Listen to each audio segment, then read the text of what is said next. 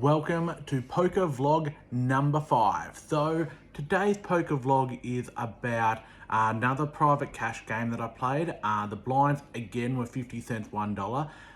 Buy-in was maximum 30 to start with, but you could buy in for 50 after that. So just another little private cash game. So let's begin.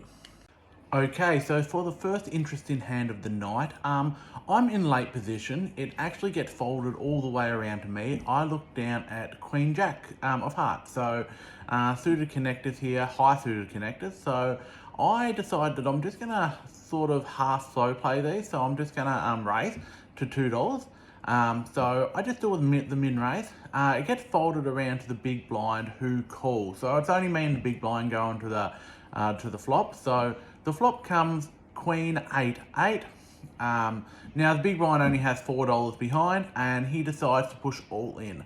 So I decide this is pretty much a snap call. So I call. He flips over Ace-7 unsuited, and I obviously flip over my Queen Jack suited. So he has to hit an ace or run in cards here. So the turn comes the 7, so he does have more outs now. So, and the river comes a 3. So we get through on that one. Didn't win a lot in that pot. The stacks were pretty short at this stage, being early in the night, so couldn't get full value out of it. But always good to get a win first up. Okay, so the second significant hand of the night, I'm in a late position again. It gets called in a middle position and a late position before it comes around to me. I look down at Ace-8 unsuited. So I decide just on a call here, which I actually think probably was a weak play. I probably should have raised here, but Ace-8 still isn't the greatest hand, but I still probably should have raised. If I'm going to come in at a late position, I should have definitely raised there. Anyway, the button folds. The small blind decides on the call and the big blind decides on the call. So we're going 5 ways to the flop. The flop comes Ace, Queen, 7, all unsuited. Then it gets checked around to me. I decide on a raise of $3.50, which I really don't like this sizing. I definitely think I should have gone $6, but it gets folded around to the big blind. The big blind decides on a call, and the other two players that are after him, the middle position and late position, fold. So just 2 of us go into the turn. The turn comes the 3. The big blind checks to me. I push him all in for another $7.50. He snap calls and throws over 7-3 unsuited for 2 pair on the turn. Obviously I have Ace-8, so I have to try and hit an ace or an 8 here. The river comes the 10, so no luck for me. I really don't like how I played this hand. I wasn't actually going to include this one, just because it wasn't the best hand I've ever played, and it also wasn't a very interesting hand, but I just wanted to include it so that people could see that I do play silly hands sometimes. I really played this wrong, and I wish I had have either raised pre-flop, which I probably should have. If I'm gonna come into the pot that late, I should have probably raised with an ace there. And even on the flop, if I bet $6, $7, somewhere around there, he folds and I take down a decent sized pot. Especially if I'd raised pre-flop, he has to put me an ace or a queen there. So just terrible hand that I played. So we lose that one, unfortunately. Okay, and then we've got the third interesting hand of the night. I'm actually on the button in this one. It gets called by 3 other players before it gets to me. So there's already the small blind, the big blinds, and 3 other players. So it gets to me and I look down at pocket 10s on the button, which is, don't get me wrong, it's fantastic. I'm really happy with where I've got these pocket 10s. I'm definitely going to raise here. Now, I look down at the pot, and the pot has already got $4.50 in it. So I decide on a pot raise, well, a little bit more than a pot raise, so I bet $5. It gets folded to a middle position who calls my bet, and then the other 2 players after him actually fold. So we're only going 2 ways to the flop. The flop comes 2, 4, 9, all diamonds. Now I don't actually have a diamond in my hand, so I'm not a big fan of this flop. So the middle position checks it to me, and I bet $8, which is half my stack. I've only got 16 behind, so I bet half my stack at this, and he folds. So we don't actually see what he had. I like how I played this. I like that I was aggressive with the tens on the flop, and I also liked how I did put a raise in. The flop was perfect for me when it comes to there was no overcards to my 10, but not having diamond, I really think I needed to put pressure on somebody that did have potentially diamond there. So he obviously didn't have a diamond, and he folded, but I pick up a nice sizable pot for these stakes. And the next hand that was interesting of the night, I'm actually one behind the button, so we've gone a full rotation. I look down at ace-10 unsuited. Now there is a caller in late position, so he calls the $1, comes around to me. I decide that I am going to raise to $4, just a smallish raise, but still 4 times the blind. Get folded back around to him, and he decides on a call. So we're going to the flop. The flop comes 4, 6, 7. So all unsuited as well. So hit nothing here. I don't think he's got 4, 6 or a 7. He could maybe have the pockets and hit a trips, but he checks to me and I decide on to check back. The turn comes the 8. So now I've got a gut shot straight draw. Now, so I don't know what I'm sort of thinking here. I've obviously got no flush possibilities, but I do have that straight gut shot straight draw. Well, he checks it to me. And I probably decide on a weaker play here. I check it back. And then on the river comes the 9. So we hit the straight. Yeah, loving that card, the miracle card. So he bets $10 here. So now I'm thinking that potentially has got the lower end of the straight. Or that he's trying to bluff. This player is a very big bluffer sometimes. He will put in people in tight spots. But betting $10 here, I really think that he's got to have something. Maybe that trips and he was hoping that I bet. So I actually just raise all in, and I've only got $30 in my stack at this point. So I go all in for $30. He snap calls. I throw over ace-10 and he throws over jack-10 for the bigger straight. So not the greatest card on the river there, actually. Like we made our hand, but we just didn't, it didn't hold, obviously. So I really don't like how I played this hand. I think I played this the worst. I've had a few hands in this session that I've just played terrible. I'm just not on my A game at this session. I think if I had bet on the flop, he probably calls. But if I bet on the turn a decent amount, I don't think he calls. He is a loose-ish player, so he might. But yeah, I just think a bet on the flop probably would have won. Like if I put in an $8 bet there or something, he probably folds straight away. And I don't lose that big pot. So terribly, the way I played it is how to describe it. I'm just not happy with that hand. So we come to the 5th interesting hand of the night. It's been a few rotations and I've rebought. So I do have a little bit of a stack behind me now. I've just picked up a few small pots here and there, but I'm in the big blind. So I look down at 8 for a spades, hopefully just getting a good big blind hand. There's been a straddler behind me, so a straddler for $2. I get 2 callers, one in middle position, one in late position. Then it comes around to the small blind. Now he raises to $6. So I don't know what I'm going to do here, but I do decide on a call, and just knowing the 2 of the players that have already called, the straddler and the middle position, are quite loose, so I know they're probably going to call. So I'm hoping to get a big blind special here. Suited cards, not connected, but can make straights if it needs to. So I just decided on a call here, and I'm correct, 2 other players call. So we go 4 ways to a flop. The flop comes 3, 5, 6. So I've got an open-ended straight draw here. We've got 1 spade, so I can get a backdoor flush draw, flush if I need to. So the small blind bets into it, and he bets $10 straight away. Now, I decide on a call here. I don't have a lot in my stack, but I decide on a call. This player that I'm playing against in a small blind is quite a tightish player. He also will bet when he's got something really well, but he doesn't bluff as much. I have seen him run a few really good bluffs, but I think I'm in the right position, and hopefully no one else calls and I'll have position on him. Well, that's what happens. So the turn comes the king of spades. So now I've got a flush draw as well as an open-ended straight draw. So he announces all in, which would put me all in for $15.50. So I think this is just a snap call situation. I think flush draw, open-ended straight draw, a lot of outs there. Like you got the 9 spades and then you got the 8 straight out. So I decide on a snap call. Now he throws over pocket jacks, so I feel a bit sorry for him, to be honest. So because I've got so many outs, and like he knew the king couldn't have helped me. So we discuss it. We decide we're going to run it twice. So the first time we run it, a 7 hit. So I hit the straight. So I'm really happy about that. I'm actually really ecstatic because I know I'm going to at least get half the pot, and I've still got plenty of outs. And the second time comes the 2. So I hit outs on both of them. I take down the full pot.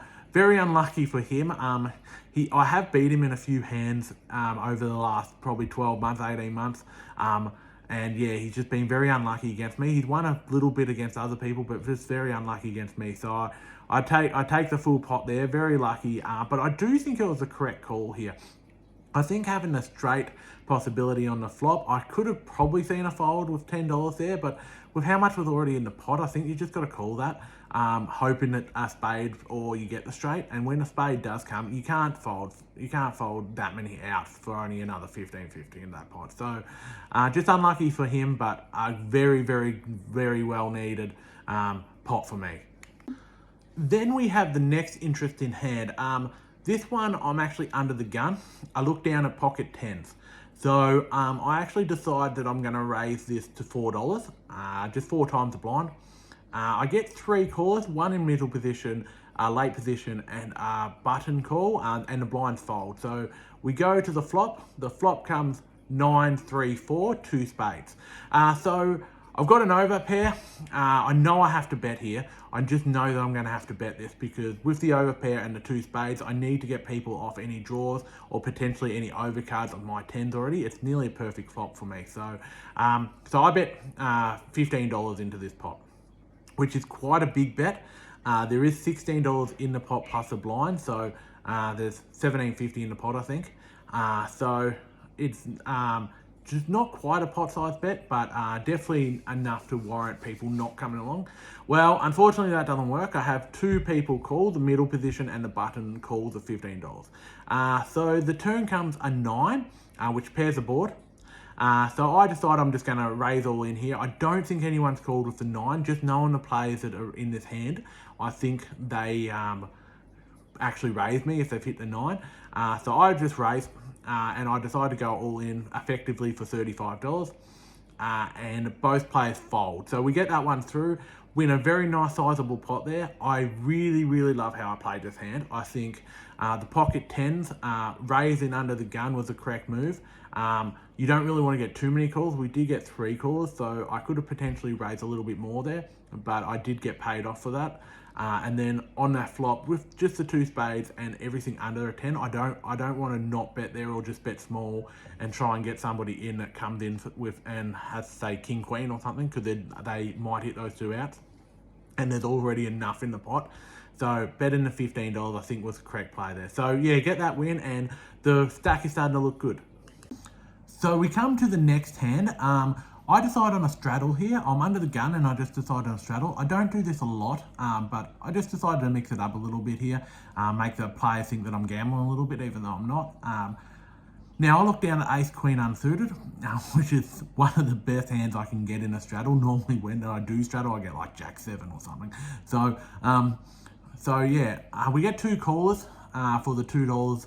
Comes around to the small blind, they fold, big blind calls. So I'm going to raise here, so I decide on a raise of $12.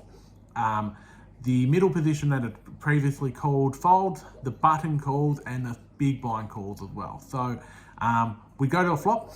The flop comes ace, 8, 9, all unsuited. So the big blind decides on a check to me. I'm not going to muck around here. I just go all in. I just think it's the best way to do it. I've got about $40 in my stack, somewhere around there. So I just push all in for $40.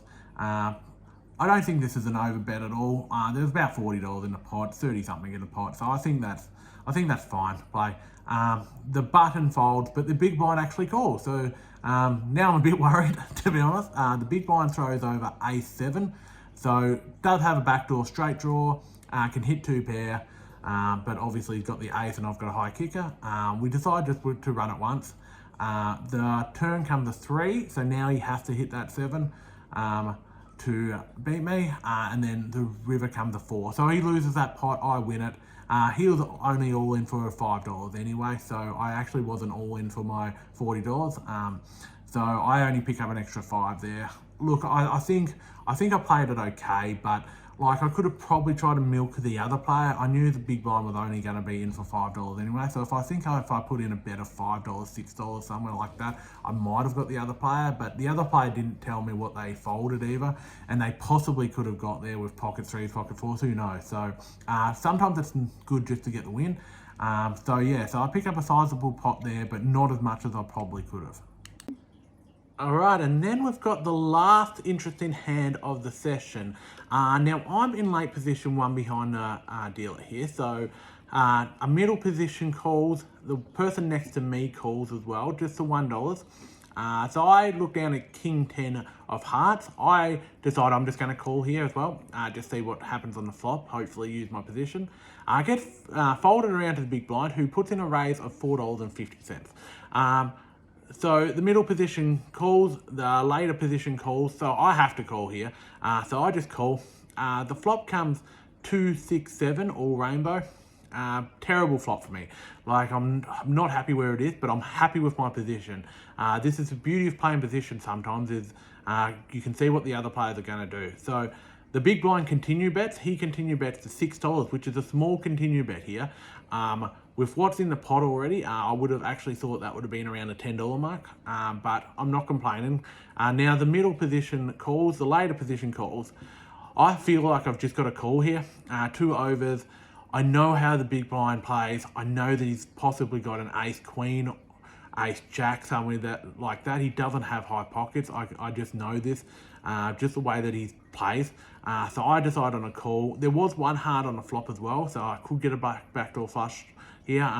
So the turn comes the 10, so I hit top pair on the turn with a decent kicker, second top kicker. Now the big blind continue bets again, but only continue bets another $7.50. Now I'm a little bit confused by this hand, because I would think that if he's got something big like high pockets, he'd probably bet more there. But then he could also be doing this with jacks or something, hoping to, or queens or kings, hoping to just get callers. So the middle position calls, the late position calls as well. I have to call here. I can see an argument for a raise, but playing this hand, I just didn't feel right about it. I just thought potentially somebody's trying to trap. So I just call the 750. Now the river comes a 3, obviously an unsuited 3, so no, there's no flush on possibility. So look, there is a straight possibility on the board, but I don't know. So the big blind decides on a check. Now I think that's a really weird play for this player. It makes me realise that he would be weak. But then the middle position contemplates for a little bit, then checks behind. So I know that he's got something of this.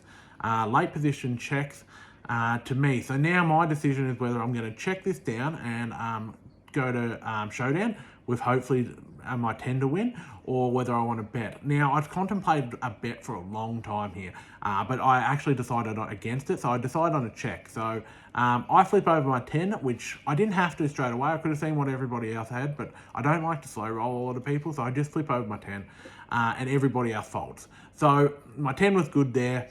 There was no straight, obviously, on the board.